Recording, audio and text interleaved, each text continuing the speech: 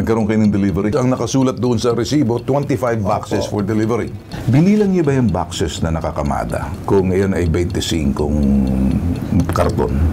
Binilang po namin. Nasa 20 po yun, sir. Na 20? Opo. Okay, so, 25. pero nasa resibo, 25. Opo. Nung sinabi mo sa kampanya, boss, may naiwan dito 20 lang at 25 to at 5 dyan naiwan sa inyo. Ano sinabi? Redeliver na lang po. Oy, redeliver. Sino magre-redeliver no? Baka sa ibang tracking po nila ikarga. Bakit sa'yo kinaltas? Parang ginawa nila, tinechnical kayo. Parang may pagkukulang ata, ano? Ang solusyon lamang po dito, Ginoong Francis, huwag niyong ibigay ang pananagutan sa inyong subcontractor. At dapat yan po na, sandali po lamang. Makinig po kayo kasi hindi nyo na maririnig itong payong ito kahit kanino. Makinig lamang po kayo at batas lang po pinag-uusapan natin. Binigyan nyo ng tungkuling i-deliver ang mga produkto pero hindi ninyo tiniyak bilang general contractor na kumpleto yung produkto. Dahil nagka-problema mismo ang general contractor at hindi nila naibigay ng kumpleto yung i-deliver na produkto, kinakaltas pa doon sa subcontractor. Pagkakaltas nyo po yan, tapos hindi pa nyo sinasabi, abay lumilitaw, kinuha po ninyo yung pera ng may pera nang walang paalam. Ang sabi po ng Artikulo 315, uri po ng pang-uumit yan na ang kapantay ay parusang pagkakakulong. Nagkaroon kayo ng delivery? Opo. Alright. Kailan yung delivery nangyari? September 12, 2024. 2024, September. Sino yung driver? Sino yung... Ako po yung driver, sir. Alright. May pahinante ka? Opo. Okay. Lahat ba na pinapasok delivery ninyo merong checker? Meron po. Alright. Yung checker na yon, siya yung in charge kung ano ilalagay sa truck. Yes po. Tapos sino-check niya yun? Opo. Kayo kinakamada nyo lang, yung pahinante. Opo. Ayusin lang. Opo. Sino doon sa itaas ng truck habang kinakarga yung mga sinasang kargamento tulad nitong Korean noodles? Yung pahinante po sa loob, ako po yung nag-aabot po doon ng Okay. pakarga. Pero may nagche-check? Nung tempong yun, wala na pong nag-check kasi... Okay. So, in other words, walang checker. Opo. So, kayo lang ang nagkarga. So, yung listahan sa inyo. Opo. Okay.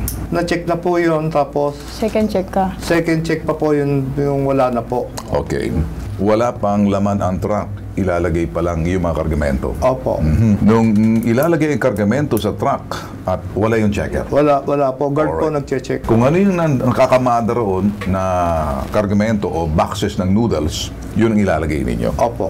So walang pahinante o walang checker ng kumpanya para sabihin, o sige, pasok natin, check, wala. Wala po. So anong batayan yun ang check na parang ilagay yung mga sinasabi? May hawak ba kayong mga papel na parang sabihin, 50 boxes, iilangin yun, 50, binilang nyo ba yung 50? Meron po. Alam nyo na 50 boxes ang ikakarga. Opo. Binilang ba muna yun bago ilagay? Wala na po, sir. So wala nang bilangan. Opo. So hindi nyo alam kung ilang nakakamadar yan. Opo. Pero doon sa inyong listahan, ilang nakasulat? Wala pong sa dala po namin, resibo lang po, sir. Resibo lang. Walang nakasabi kung ilang boxes ang dapat ilalagay nyo sa truck, i-deliver sa kliyente.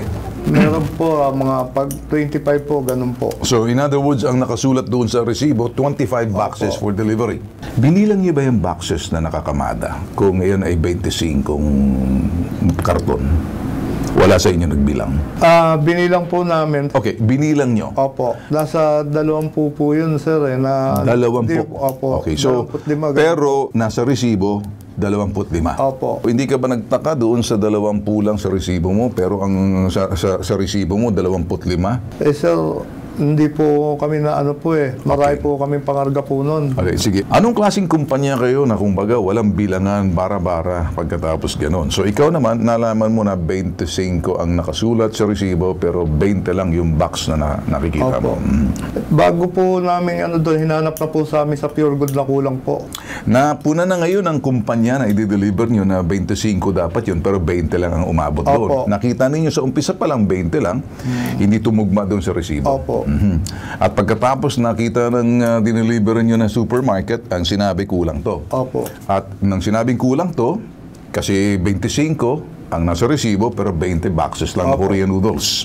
So, tinawagan mong kumpanya niyo. Opo, tumawag ka agad. Sino nakakausap mo rin sa Si kumpanya? Aina Pasyon po. Alright. Anong sinabi niya? Pa-check niya raw po kung nahandon yung stock na naiwan Kung namin. may naiwan kayo Opo. na. Pero anong naiwan? Kinarga niyo lahat. 20 lang yun. Opo.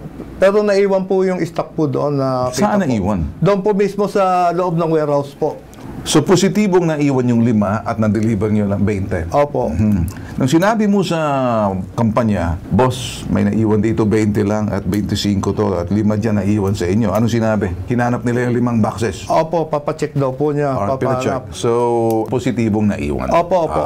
Okay, walang gumalaw. Wala po. Walang nagnakaw. Wala po. Hindi sinasadya naiwan. Opo. Alright. Nakaligtaan lang. Opo. Pero nandoon yung 5. Nandun po. Hindi nakarga sa truck. Opo. Sinabi mo ba, sir, di-deliver namin yung 5, kulang pa, dapat makaabot doon. Alam ba ng kumpanya? Sige, dalhin mo na yan, yung 5 boxes para makumpleto natin. No, hindi na ang sabi po, redeliver na lang po. Oy, redeliver. Sino magre-redeliver nun? Baka sa ibang tracking po nila ikarga. Hindi mo ba sinabi, sir, i-deliver na lang namin kasi kami nag-deliver ng 20, may natira pang 5, i-redeliver namin yung 5. Wala na po, sir. Basta pag niligang po Kanina, na. so ang ibig mong sabihin, iba na magde-deliver. Opo, ibang tracking Inakala na. mo, iba na. Opo. Pero yung kulang mo yun, dapat ikaw nag-deliver doon. Eh, kasi po, inano na po kami sa POD, kinilir na kami, wala na raw po akong problema. Bakit wala kang problema? Yung 5 boxes na iwan ay problema doon sa sinasabing kliyente. Eh, sila na raw po bahala doon kasi naiwan na, nakita naman po yung stock. Okay. So, nakita ang stock. Dineliver ba yung stock na naiwan? Yun ang hindi ko na po alam kung dineliver nila, kung paano nangyari na po. O, bakit ka nandito sa amin? Anong narareklamo mo? Eh, kinaltas po sa amin yung 5 box. Kasi kung 5 box na yun na naiwan, dapat ni-deliver ninyo yon or ang kumpanya. Sinabi ng kumpanya, kami na bahala, i-deliver namin dito. Yung ang nagsabi po ng kumpanya, sila na raw po magbahala doon, i-deliver na. Parang ang ginawa ng mga nasa ibaba ng kumpanya, Opo. hindi mo na-deliver yan, sa iyo na yan, ibenta mo na lang. Eh, yung lahat ng benta na yun, 13,000 ang halaga noon. Pero sabi mo, 11,000. Opo. Nagbenta ka na ba? Hindi pa pa po. po. Uy, bakit mo alam binibenta? Nasa kanila po yung item, sir eh. Pero pag binenta mo yung lahat na boxes, na 5 boxes, 13,000 yun. Kinuha po niya yung resibo, Kinuha ko po yung tinaltas. resibo na kinaltas po sa akin, sir. Kinaltas. Bakit sa'yo kinaltas? Ako po yung may-ari ng Nang? tracking po. Parang pinababayaran sa inyo ng kumpanya. Opo. Yung naiwan. Opo. At pagkatapos dahil naiwan, pwede naman tuwiran yung mali.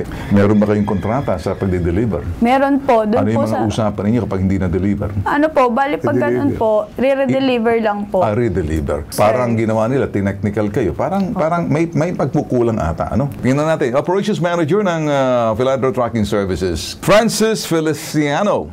Magandang umaga. Yes sir, good morning Sir Ben. Hinihintay ko nga kung saan sila mag-meet ng win-win solution po. Tapos, kung ano lang yung mapagkakasunduan, kung pwede kami tumulong bilang subcon namin sila, yun na lang magagawa namin. Bakit hindi ka manindigan at pagkatapos wag mo nang pahirapan yung subcon mo dahil may pananagutan sila? Ako naniniwala na pag ang isang mali, pwedeng tuwirin.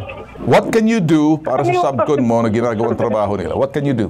Unahin ko lang po, no, Sir Ben. Kahit naman po yung mga unit namin, pagka nagkaroon na sila ng problema, sila rin po yung nakipag-usap dahil sila po yung nag-involve sa deliveries.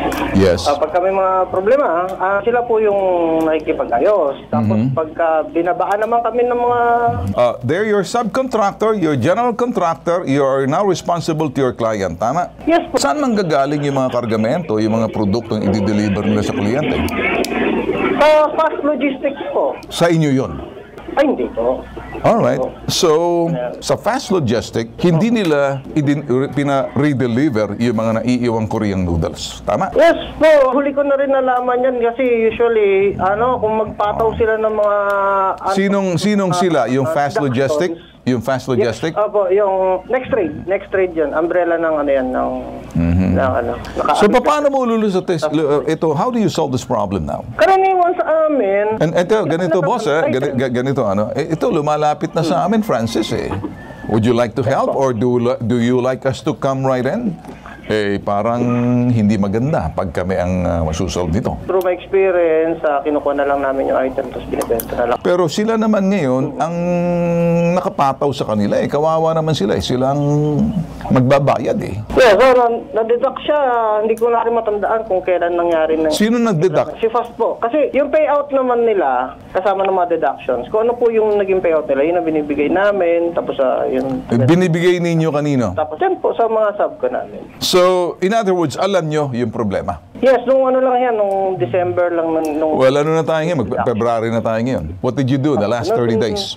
Sinabi lang namin na ayusin nila, makipag-usap doon kung ano yung... Well, anong ginagawa mo? General contractor ka, subcontractor sila. Would you stand up for them? Or hayaan mo lang sila? Kinausap ko rin sila, sabi ko... So anong gusto mong gawin ko? Gusto mo ako makialam? Gusto mong tulungan kita? Sige po, Sir Ben. Gusto mong tumayo ako rito sa mga taong hindi mo nyo kayang tayuan? Kinukuha na lang namin yung item, yun ang para. Well, kaya lang, kinukuha nyo yung item, pero sila nagbabayad. Lugi yun, double whammy. Kinuha nyo ng item, ibebenta nyo, pero sila nagbabayad. Bakit sila may deduction? Yun, Sir Ben. Ano no? Sa part 2 namin yun, Sir Ben. Sa part namin yun. Hindi yung sa kanila. Yun po yung naisip kong solusyon. Kinausap ko naman. Okay. Bakit kayo nandito? Para matapos. Sandali muna. Anong nirereklamo nyo rito? Tell me exactly so this guy can understand. Bakit nandito kayo? Nirereklamo po namin yung Fast Logistic po. Si sir yung nakikipag-contact po ko. Siya po yung nagpe-payout sa amin. Bali, siya po yung pinaka-nakakontrata sa Fast Kaya nga, Logistic general po. contractor siya Wala naman kayo. Insignificant kayo para doon sa kliyente. Di ba? So, siya, binabayad niya sa inyo kung anong binabayad ng kliyente base doon sa delivery. Tama? Opo. Kaya lang, binawasan, kanino ngayon mapupunta yung karton na hindi na-deliver? Nasa Fast Cargo pa rin po, sir. Sa fast cargo. Sa kanila yon? Hindi po. So in other words, bakit kayo binawasan? Kasi hindi na kompleto. Opo. Yun nga po, biglang kinaltas ni Fast Cargo po, sir. Kinaltas na sa inyo. Opo, nang walang pinipirmahan. Alright, Francis, walang due process. Kinaltas na walang pinarmahan. Wala man lang abiso kung anong ginagawa. Due process ba yun? Sa mga sa mga unit din namin. No. Wala akong pakialam sa mga unit mo. Etong 13,000 na noodles. Wala akong pakialam sa ginagawa mo. Etong problema natin, solbahin natin. Okay, sandali. Andiyan pa si Attorney Batas Mauricio. Attorney Batas Mauricio, magandang umaga. Magandang umaga po, Ginoong Bentulfo. Magandang umaga po sa bayan ng Pilipino. Nasa ipabitang mo ni Bentulfo. Payuhan mo ng legal attorney etong si Francis para naman sa ganon matulungan siya, mabuksan ang kanyang isipan, yung mga karapatan ng mga subcontractor at yung kanyang pananagutan bilang general contractor. May mga batas tayo riyan. Siguro, attorney, go ahead and tell Francis. Ang solusyon lamang po dito, Ginoong Francis, huwag niyong ibigay ang pananagutan sa inyong subcontractor. Sapagkat una, batay po sa kanilang pagliliwanag dito sa atin, sandali po lamang.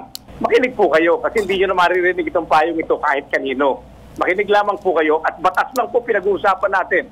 Applicable sa mga pangyayari na inyong inilahad dito sa amin. Subcontractor ninyo, binigyan nyo ng tungkuling i-deliver ang mga produkto, pero hindi ninyo tiniyak bilang general contractor na kumpleto yung produkto. O ngayon, nagka-problema. Tapos ngayon, ang ginagawa natin, dahil nagka-problema mismo general contractor at hindi nila naibigay ng kumpleto yung i-deliver na produkto, kinakaltas pa doon sa subcontractor. May problema po kayo dyan, Ginoong Francis, dahil pagkakaltas niyo po yan, tapos hindi pa niyo sinasabi, abay lumilitaw, kinuha po ninyo yung pera ng may pera nang walang paalam. Ang sabi po ng Artikulo 315, uri po ng pang-uumit yan, na ang kapantay ay parusang pagkakakulong. Ayusin lang po niyo to. Ibalik po ninyo yung perang kinaltas ninyo at pagkatapos kayo makipag-usap doon sa kumpanya. Regarding doon sa nakaltas po, hindi po kami nagkaltas. Si Fast po ang nagkaltas. Naka-designate po doon sa unit nila na sila po yung nagkaroon ng problema. Kaya kami sumusunod lang kami sa flow. Kasama ng payout nila ho yun. Sinasabay ho namin sa payout. Kung ano may Ginong Bentol po, sagutin ko lang po. Ito sige. po, general contractor ang may tungkulin yan na ayusin yung subcontractor. Ano ba naman yan? Francis, I want to be nice to you, Francis, you know. I want to be gentle to you. I want to be also be courteous. I want to be polite. Do not abuse my kindness. I want you to listen carefully. Malalaman ko yung lisensya, malalaman ko lahat kung saan ka naglalagay ng business. Believe it or not. Now, you want to do it the hard way? Let's play the hard way. Try me. Aayusin mo to, tutuwirin mo to, ibalik mo sa kanila ang bahay na kinaltas mo, mamili ka sa tatlo. Sige, pag-usapan lang namin ni Madel. Ayun. Wala ka naman choice eh. Ayusin mo. Wala naman choice yan eh. Okay? Hindi ka dapat managot dyan. Attorney Batas Mauricio, matigas talaga ang Yes, ulo sir. ng taong makikita mga limitado, nakikipagsubukan. Sir. Eh, patutuwirin ko to, patutinuin ko to, eh talagang babalik at babalik yung kinakalim bumalik doon sa mga taong nabiktima. Tama po yun at napakaganda po ng inyong layunin sapagkat nakikita po natin, ito po ay pagtatampok, pagtatanggol sa mga inaabusong kababayan natin. Maraming salamat po. Okay. Po, Thank you rin, pagtulong sa Attorney. mga mamamayan. Thank Magandang you. araw po. Okay, ganito na lang gagawin natin. Mag-uusap tayo sa baba. Hindi ko tinatanggap ang kanyang lohika, rason at pangangatiwiran. Yung mga tao na yan, well, medyo may kasalatan sa kaalaman. At kayo naman, dahil nangangailangan kayo, bubusugin ko kayo sa kaalaman. Yung isa salat sa kaalaman, kayo bubusugin ko ng kaalaman. Ang panalo, yung mga nanonood para sa susunod na babawasan yung mga mapanlinlang, mapang-abuso, manluloko, okay? At nagpapabaya sa tungkulin. Pribado man o gobyerno, ala akong pakialam. Nakita niyo kung paano ko pinagtanggol. Ibang usapan dito, pag gumapit na sa akin, hindi uubre ang siga-siga. Alright? Huwag ka na matakot. Alam ko, marami ka pang sasabihin. Usap tayo sa baba. Alright? Ito po ang nag-iisang pambansang sumbungan. Hashtag ipabitag mo.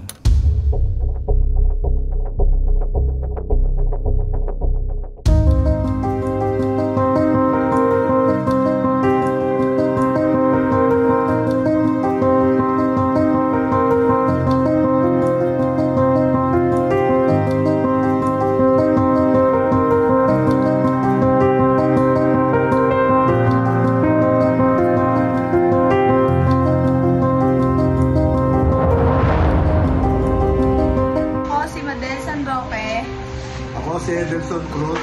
na nagpapasalamat sa hashtag Bitag dahil natulungan niyo po kami. Maraming salamat po sa tulong. God bless.